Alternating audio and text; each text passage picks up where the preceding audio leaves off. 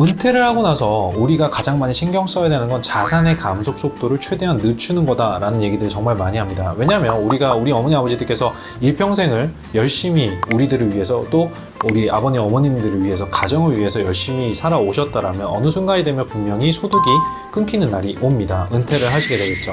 자, 그런데도 아직 우리는 살아가야 될 날이 많이 남아 있잖아요. 자, 우리 어머니 아버지들께서 이 자산의 감속 속도를 줄임과 동시에 또 추가적으로 받을 수 있는 돈이 있죠. 우리가 말도 많고 탈도 많은 연금에 대한 얘기를 오늘 할까 해요. 자, 어머니 아버지들께서 연금 나 다 알고 있어, 너 더 이상 얘기하지 않아도 돼 라고 하시는 분들은 지금 여기서 방송을 끄셔도 돼요. 그리고 저희가 이 주어진 시간 동안 보통 한 10에서 15분 정도 저희가 언급을 하는데 아주 딥하게 얘기를 못 할 수도 있습니다. 만약에 그런 내용들이 있다라고 한다면 댓글을 남겨주시면 또 추가적으로 저희도 살펴보고서 이런 내용들이 빠졌네, 저희가 이런 내용들 좀 더 알려드리면 우리 어머니 아버지들께 조금이라도 도움이 되지 않을까라는 내용들이 있다라면 그 내용들도 저희가 다시 발췌해가지고 새롭게 영상으로 또 말씀드리도록 할 테니까요. 많은 댓글 참여 부탁드리도록 하겠습니다. 그러니까 이 방송 끝까지 잘 봐주시고요. 좋아요, 구독, 알림 설정 해주시면 너무너무 감사할 것 같습니다. 그러면 오늘 내용들 시작해볼까요?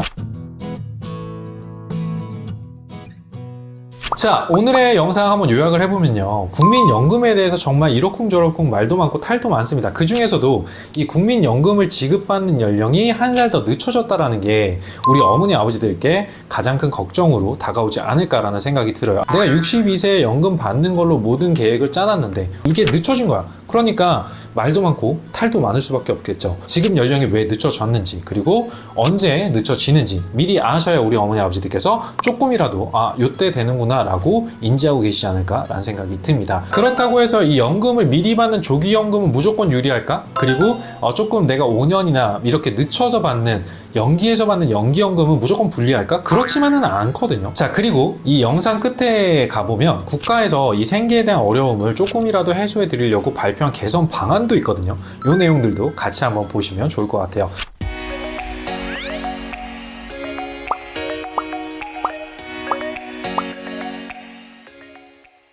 안녕하세요, 신사고찰 그리고 엄마나야 이이사입니다. 자, 오늘 말씀드릴 내용 국민연금에 대한 얘기죠. 자, 요즘에 좀 이슈가 있어요. 국민연금의 수급 개시 연령이 처음에는요 정년에 맞춰서 만 60세로 시작을 했었다가 1998년에 1차 연금 개혁 때 재정 안정 차원에서 2013년부터 5년마다 1세씩 늦춰졌고요. 2023년이 되니까 만 62세에 받는 걸 만 63세로 한 살 더 늦춰져서 국민연금 수령, 즉 국민연금을 수급할 수 있는 개시 연령 자체가 한 살 더 늘어났습니다. 조기노령연금이 늘어난 이유가 있는데 수급 개시 연령이 늦춰짐에 따라서 퇴직을 하시고 나서 공백기가 발생할 수밖에 없겠죠. 물론 우리가 모두가 다 62세에 퇴직하는 건 아니에요. 어쨌든 나라에서 정한 게 62세부터 연금을 개시할 수 있는데 이때로 놓고 우리가 다 계획을 세워놨는데 이게 1년 더 늦춰지면 어떻게 되겠어요? 우리 어머니 아버지께서 세워놓은 계획들이, 플랜들이 다 무너지게 되겠죠. 그러다 보니까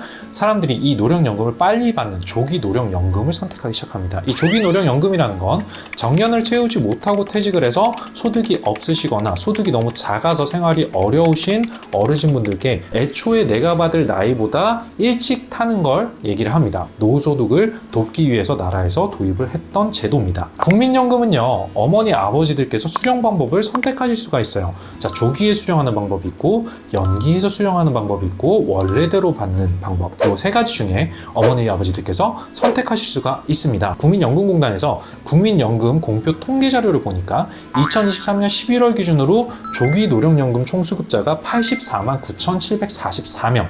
자, 조기노령연금 제도가 이 시행된 이후 1999년도에 시행이 됐다고 하거든요. 그때 이후에 최대 규모라고 해요. 자, 2012년 32만 3,238명에서 2022년 76만 5,342명으로 매년 증가하고 있는 추세입니다. 자, 용어부터 일단 좀 정리를 해볼까요? 용어가 참 낯선 용어들도 많고 하니까 우리 어머니 아버지들께서 이해하시기 좋도록 용어를 한번 정리해 보도록 하겠습니다. 자, 국민연금이 뭐야? 자, 국민 개개인이 소득 활동을 할 때 납부하셨던 보험료를 기반으로 해서 나이가 드시거나 사고나 질병 등의 이유로 소득 활동이 중단되셨을 때 본인 혹은 유족분들께 연금을 지급하는 제도를 얘기를 하겠죠. 즉, 기본 생활을 유지할 수 있도록 하는 제도를 연금제도다라고 얘기를 하고 국민연금이다라고 얘기를 한다라는 거예요. 자, 국민연금 가입자분들이라면 받으실 수 있는 세 가지 연금이 있는데 첫 번째는 노령연금입니다. 이거는 국민연금을 10년 이상 가입하시면 받으실 수 있는 제도예요. 두 번째는 장애연금이죠. 국민연금을 가입하신 분들께서 장애를 입었을 때 받으실 수 있는 걸 말하고요. 세 번째, 유족연금은 국민연금 가입하신 분들께서 사망을 하셨을 때 유족분들이 받으실 수 있는 연금을 이야기를 합니다. 하나하나 좀 자세하게 말씀을 드려볼까요?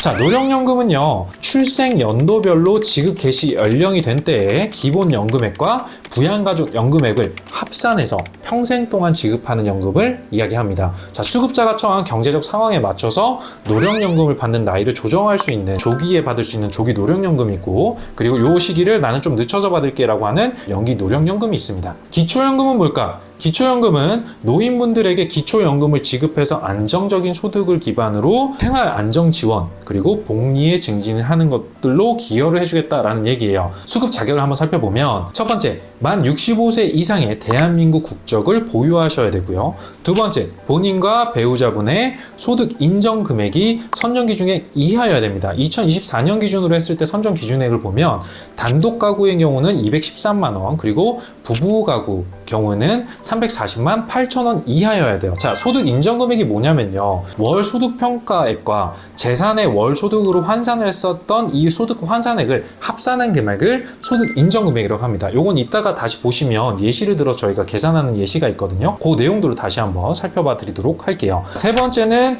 국민연금 수급자도 기초연금 수급 대상에 포함된다라는 거.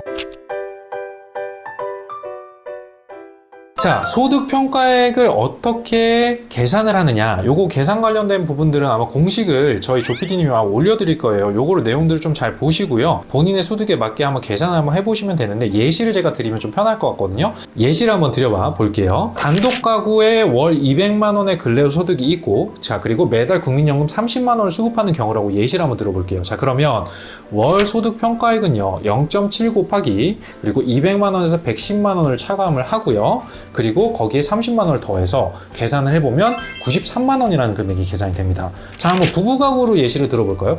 부부가구에 본인이 200만 원 및 국민연금을 30만 원을 받고 있고요, 배우자가 150만 원의 근로소득이 있다라고 가정을 해보면 월 소득 평가액은 어떻게 계산이 되냐면, 자, 본인 소득분 먼저 계산을 해보면 0.7 곱하기 200만 원에서 110만 원 빼고 플러스 30만 원을 계산을 먼저 해놓고, 배우자 소득분 0.7 곱하기 150만 원에서 110만 원을 제외하면 요걸 다 더해보면 121만 원이라는 결론이 나옵니다. 기초연금과 국민연금, 노령연금의 차이를 좀 말씀을 드려보면요, 첫 번째, 자격 요건의 차이가 있어요. 기초연금은요 만 65세 이상 그리고 소득 인정금액이 선정기준액 이하인 경우가 지급 대상이 됩니다. 국민연금은 어떻게 되냐면 국민연금 가입 기간이 10년 이상이면 지급 대상인 거예요. 자격 요건이 좀 다르죠. 자, 지급 금액도 차이가 있는데, 기초연금은 소득 인정액에 따라서 지급을 해준다는 거, 그리고 국민연금은 가입 기간과 내가 낸 보험료에 따라서 개인별로 다른 금액을 지급한다라는 걸로 차이가 있습니다. 자, 재원도 다른데, 자, 기초연금은요 국가에서 이걸 준비를 하는 거예요. 자, 그리고 국민연금 같은 경우는 국민연금 가입자가 본인이 낸 보험료로 운영이 됩니다. 재원이 다르겠죠. 자, 수령 시기도 다른데, 기초연금 같은 경우는 만 65세부터 지급을 하고요, 국민연금 같은 경우는 출생 연도별로 지급 개시 연령이 60세에서 65세로 다릅니다. 그래서 요거에 대한 내용들도 저희가 말씀드릴 예정이에요. 노령연금 지급 연령에 따라서 어떻게 변화가 됐는지에 대한 부분들은 저희 조PD님께서 아마 올려드릴 건데, 본인의 출생연도 한번 확인해 보시고요, 거기에 따라서 노령연금이 언제부터 개시가 가능한지, 조기노령연금이 언제부터 개시가 가능한지, 분할연금이 언제부터 가능한지 한번 체크해 보시면 좋을 것 같습니다. 자, 2023년에 만 62세에서 만 63세로 수급 개시 연령이 한 살 늦춰짐에 따라서 2023년에 만 62세가 돼서 연금을 타실 예정이었던 1961년생이 직격탄을 맞은 거예요. 자, 그리고 연금을 타려면 하면 1년을 더 기다려야 될 처지로 몰리게 된 일부가 퇴직을 하고 나서 내가 연금을 받아서 생활을 해야 되는데 이 공백 기간이 생겼잖아. 이걸 이기지 못하고 내 노령연금을 빨리 받아버리는, 즉 조기 노령연금을 선택하면서 조기 수급자가 늘어나게 됐다는 거죠. 우리가 100세 시대 100세 시대라는 얘기들을 많이 하잖아요. 결국에 내가 100세까지 살 거라고 생각하시는 분들이 많을까요? 전 많지 않을 거라고 생각하거든요. 자, 오래 살지 못할 것이라는 건강에 대한 걱정, 그리고 연금이 빨리 고갈될 거야 라는 이 불안, 이런 것들이 복합적으로 작용하면서 나중에 받는 것보다 하루라도 빨리 타는 게 경제적으로 더 유리하다라고 판단하시는 분들이 꽤나 많았을 거예요. 자, 국민연금연구원이 2022년 7월에 조기 노령연금 수급자 33명을 대상으로 포커스 그룹 인터뷰를 했대요. 이때 손해를 감수하면서 국민연금을 앞당겨 받은 이유의 가장 주된 이유가 뭐야? 라고 하니까 다들 아시다시피 생계비 마련이에요. 자, 조기연금 이 수령하는 방법은 그럼 어떻게 받을 수 있어? 라고 한다면, 자, 노령연금 수급 연령이 되기 이전에 1년에서 5년 정도를 앞당겨서 받으실 수가 있는데, 이 제도는요 1년 일찍 받을 때마다 6%씩 연금액이 줄어들어요. 그리고 5년을 내가 일찍 받잖아. 그러면 30%를 줄어든 금액으로 평생 지급하겠다라는 거예요. 재원 자체를 줄이겠다라는 거죠. 자, 이러한 이유로 이 조기 노령연금은 손해연금이다라는 얘기가 나오기 시작했습니다. 연기연금은 뭐야? 자, 연기연금은요 노령연금 수급 연령이 됐는데, 아니 난 지금 당장 안 받아도 돼, 최대 5년 동안 연금액의 전부 또는 일부분을 난 좀 늦게 받을 거야 라고 하는 제도입니다. 자, 이런 분들한테는 플러스 되는 게 있겠죠. 자, 연기를 한 달 할 때마다 0.6%씩 이자를 가산해줘요. 자, 연으로 따지니까 연 7.2%입니다. 자, 최대 5년으로 보니까 36%가 늘어난 금액으로 사망할 때까지 줍니다. 예를 한번 들어보면, 자, 만 63세에 국민연금 100만 원을 받을 사람이 있어요. 근데 이걸 3년을 앞당겨 받았어요. 60세부터 국민연금을 받게 된다면 100만 원에서 자 18만 원, 6% 곱하기 3년이죠. 그래서 18만 원을 빼고 이 금액으로 평생 수급받는, 즉 82만 원을 매달 받게 됩니다. 만약에 노령연금액 만 63세에 100만 원 동일한 경우를 가정을 해보면, 노령연금 100만 원에 5년 연기연금 신청을 하게 되면 5년 후에 만 68세부터 사망할 때까지 36만 원이 늘어나서 매달 노령연금을 136만 원을 받게 됩니다. 얼마나 차이가 생기죠? 월로 따지면 한 4만 원 정도의 차익이 발생해요. 자, 그럼 이렇게 놓고 보면 매달 받는 금액이 다르잖아요. 내가 좀 더 빨리 땡겨받아서 내 생활을 안정적으로 유지하는 게 더 중요하신 분들은 조기연금을 선택하실 가능성이 높고, 연기연금으로 내가 좀 더 늦게 받는 게 유리하다라고 판단하시는 분들은 연기연금을 선택하시겠죠. 자, 그래서 뭐가 더 낫다? 틀리다? 이런 내용은 없다라고 보여져요. 제가 봤을 때는. 왜냐면 우리가 언제 죽을지를 알 수가 없거든요. 조기연금으로 5년을 먼저 받게 되면 매년 6%씩 최대 30%의 연금이 깎여버려요. 이런 단점이 있지만, 국민연금으로 봤을 때 국민연금 때문에 소득 인정이 높아져서 기초연금 수급이 간당간당하신 분들이 있어요. 그 기준에 안 맞아서. 이런 분들 같은 경우는 어때? 조기연금을 받는 게 훨씬 더 유리하죠. 근데 국민연금과 기초연금을 연계해서 감액하는 국민연금 연계 감액의 기준 금액은 원래 받을 금액을 기준으로 적용되고 있으니까 이 부분은 꼭 참고하셔야 돼요.